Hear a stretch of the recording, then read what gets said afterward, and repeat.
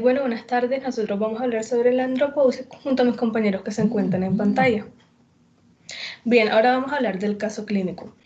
Un hombre de 46 años de edad consultó porque desde hace 2 años había notado un progresivo aburrimiento en su trabajo habitual. Llevaba 2 años de ambigüedad en el mismo sitio. Empleado gerente de una importante casa de repuestos industriales. Había escalado progresivamente de estatus en base a sus méritos personales y a su dedicación, pero sentía que todo tenía un techo y ese techo le había llegado. Sin embargo, esta conciencia no le vino de golpe.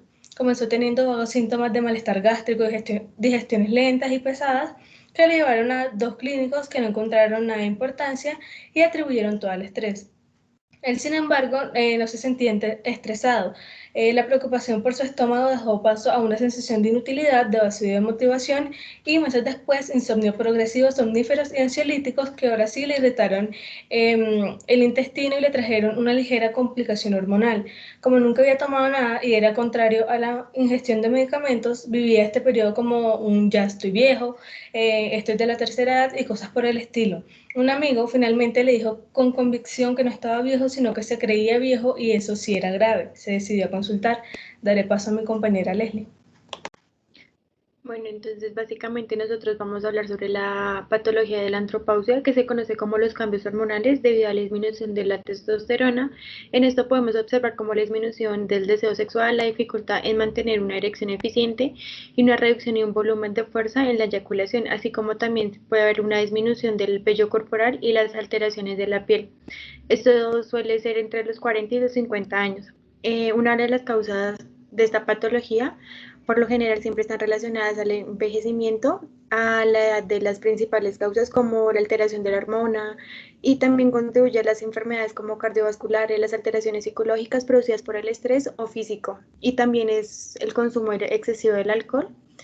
Le daré paso a mi compañero Cristian para que les explique un poco más sobre el origen. Bueno, muchas gracias, Leslie. Bueno, por otra parte, la testosterona, esta es una hormona esteroidea que es secretada principalmente por las células de Leydig, que se encuentra en los testículos en los hombres y en los ovarios en las mujeres, con una producción menor por las glándulas suprarrenales, que es dada a través de una señal mediada por el hipotálamo y controlada por el eje hipotálamo-hipófisis. En la imagen que tenemos en pantalla, esta representa la producción de la testosterona. El primer paso da el hipotálamo, el cual segrega el factor liberador de gonadotropina, estimulado en la adipófisis, la cual secreta a su vez hormona luteinizante para activar las células de Leydig del testículo para que produzcan testosterona. Esta hormona necesita ser transportada en la sangre a través de proteínas, razón por la cual el 3% se encuentra en forma libre y mientras que el restante, el 97%, está unida a proteínas en las que se destacan la globulina transportadora de hormonas sexuales y la albúmina. Esta ingresa muy fácilmente a las células y usa receptores de andrógenos, estimulando de forma significativa la síntesis de estas proteínas. En la segunda imagen que tenemos en pantalla es la señalización de la testosterona y esta al ingresar a través de la membrana celular, la testosterona se une al receptor de andrógenos, el cual presenta ciertas interacciones con proteínas de choque térmico formado por el complejo hormona-receptor, que luego de su dimerización actúa como factor de transcripción en ciertas regiones del ADN, conocidas como elementos de respuesta androgénica, y desde allí estimula una gran cantidad de procesos biológicos, entre los que se destacan la síntesis de proteínas, maduración de células óseas, vasodilatación, entre otros. Bueno, a continuación le doy paso a mi compañera Natalia, que explicará un poco más. Gracias, Cristian. Entonces, por otra parte, voy a explicar un poco más sobre la sintomatología y signos pues, de esta patología. Entonces, pues, la andropausia, pues, generalmente, pues, aparece a partir de los 40 años y realmente su efecto en el adulto es que la testosterona suele disminuir sus niveles y aumentar. Acá vemos una sigla que es SHBG, que significa globulinas transportadoras de andrógenos, y esas son las que aumentan. Debido a esto, damos paso a los síntomas, que es fatiga, depresión, debilidad muscular, menor impulso sexual. Acá es donde pues evidenciamos más que el adulto comienza a preocuparse y es donde pues acude al médico. Cambios emocionales, pérdida de talla, aumento de grasa corporal en el abdomen. Acá pues hago énfasis en que pues también como con el paso de los años, pues tenemos pérdida de resistencia muscular o tono muscular. Entonces, pues acá es donde la grasa corporal, pues ya por la pérdida de resistencia muscular, pues la grasa suele acumularse o ya estacionarse en el abdomen, ¿sí? Entonces ahí es donde decimos como que, bueno, acá la grasa se acumula. También padecen, bueno, la patología también pues da pie para el riesgo cardiovascular. Entonces, pues las personas que realmente dan con esta patología, pues tienden pues a desarrollar más este riesgo, ¿sí? Los cambios emocionales, la pérdida de la memoria, o sea, no pérdida total, pero sí el deterioro de la memoria comienza a surgir. Entonces, pues voy a dar pie a mi compañera María Fernanda, que pues va a hablar un poco más sobre la fisiología de la patología. Entonces, pues ya teniendo en cuenta esto, pues sabemos que los hombres de mayor edad tienen como niveles de testosterona mucho más bajos que los de los jóvenes. Pues por ende, esta variabilidad de estas pues como concentraciones de testosterona está como determinada por factores genéticos, ambientales, hormonales, metabólicos y psicológicos, pues entre otros. En los hombres, pues esta testosterona se produce primariamente por las células de Leydig en los testículos, ya como lo venía diciendo mi compañero Cristian, pues que esta se regula a nivel del hipotálamo. Pues esta disminución de las concentraciones de testosterona pues puede ser principalmente mediada por los inadecuados mecanismos compensatorios que sean el nivel de neuroendocrinos o variaciones en los adipocitos. Pues esto se ha relacionado básicamente pues con la edad. Bueno, pues ya como terminando como de complementar esta parte fisiológica en general pues de estos síntomas, decimos también que debido a que la LH y la FSH son como hormonas tróficas para los testículos, entonces estas alteraciones de esta secreción de estas gonadotropinas hipofisarias producen como hipogonadismo secundario y pues esto se caracteriza por concentraciones como reducidas de testosterona en pacientes con valores bajos de LH y FSH.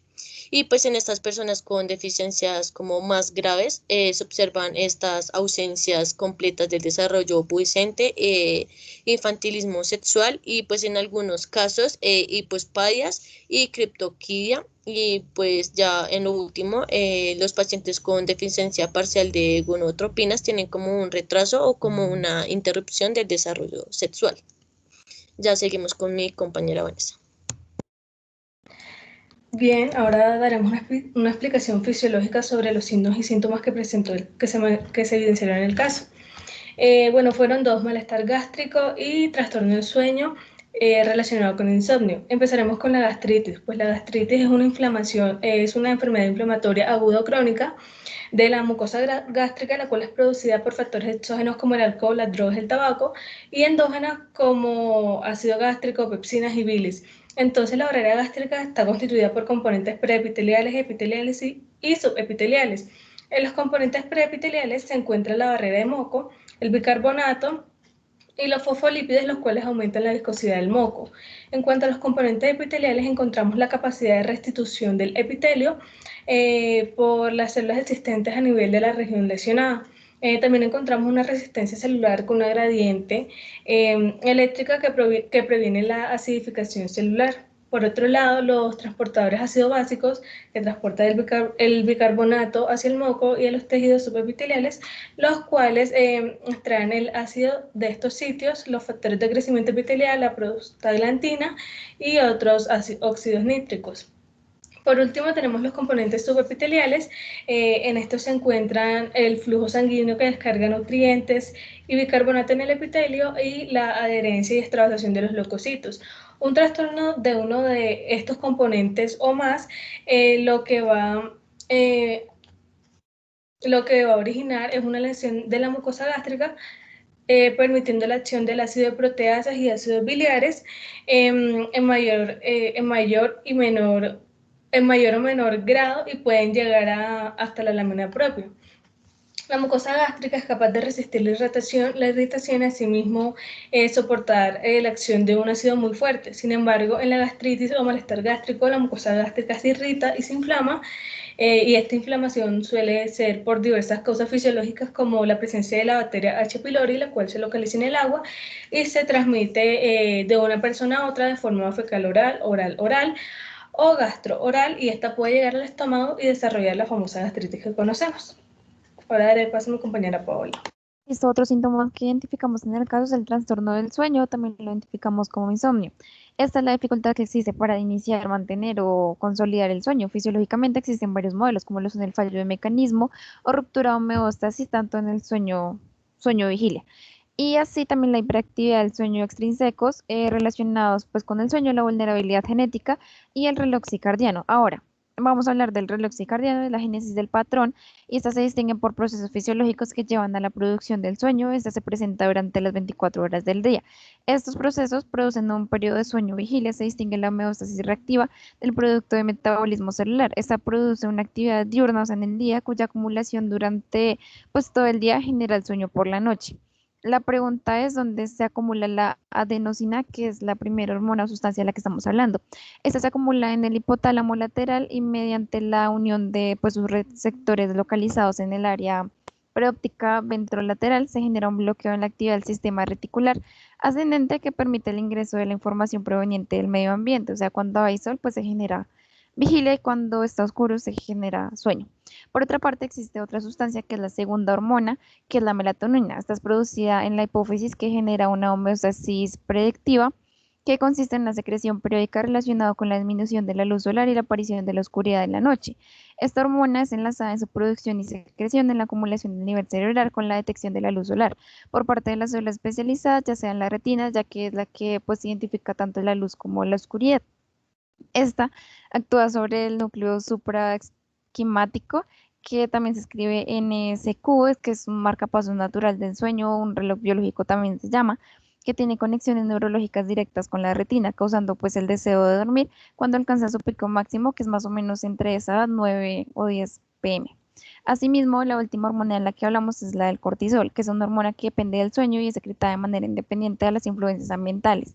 En condiciones del sueño inicia su producción en el trastorno de la noche, desde el comienzo del sueño hasta finalizar el mecanismo de la madrugada, en un pico máximo de más o menos 6 de la mañana, que se despiertan pues los de esta edad, experimentando un patrón cíclico con posterior disminución a lo largo del día y alcanzando sus niveles más bajos pues del comienzo del sueño, que es pues a las 9 y 10 de la noche, como ya lo habíamos nombrado anteriormente. Ahora, la ausencia del sueño genera la privación en la secreción del cortisol, que es la última hormona de la que hablamos, en la cual se libera cuando se restaura el sueño, sin importar la hora pues en que ésta se produzca. Por ejemplo, si una persona trasnocha o no duerme bien, esta hormona se va a secretar durante todo el día, ya sea en una actividad pues pasiva o en el, digamos, en el Transmilenio, cuando uno ya va un poco más relajado. Ahora las conclusiones, y es que pues durante toda la exposición explicamos fisiológicamente tanto los síntomas como los signos más comunes de esta enfermedad pues en el hombre, que es la andropausia. Ahora lo importante en lo que queremos enfatizar es que tanto en el hombre como en la mujer la andropausia y la menopausia no son enfermedades, sino solamente como una etapa particular de la vida en la cual pues nos anuncia cambios físicos, emocionales y desde luego fisiológicos, como todas las hormonas que ya habíamos mencionado, en las cuales se activa o se disminuye esta acción. Muchas gracias. Gracias a todas. Gracias a todos.